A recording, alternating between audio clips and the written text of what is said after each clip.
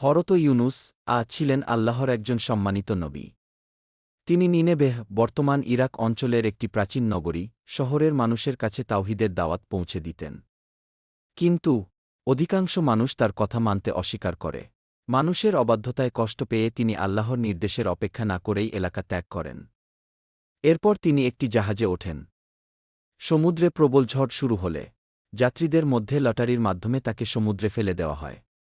আল্লাহর হুকুমে একটি বিশাল মাছ তাকে গিলে ফেলে। মাছের পেটের অন্ধকারে তিনি আন্তরিকভাবে দোয়া করেন, লা ইলাহা ইল্লা আন্তা সুবহানাকা ইন্নী কুনতু মিনাজ জালিমিন গিয়ে অর্থ, আপনি ছাড়া কোনো উপাস্য নেই, আপনি পবিত্র, নিশ্চয়ই আমি নিজের ওপর জুলুম করেছি গিয়ে।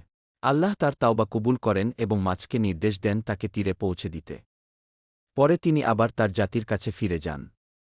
এবার তারা ঈমান গ্রহণ করে এবং আল্লাহর রহমত লাভ করে। শিক্ষা: বিপদে কখনো আল্লাহর রহমত থেকে নিরাশ হওয়া যাবে না। আন্তরিক তাওবা ও দোয়া আল্লাহ কবুল করেন। আল্লাহর আদেশের প্রতি ধৈর্যশীল ও অনুগত থাকা উচিত।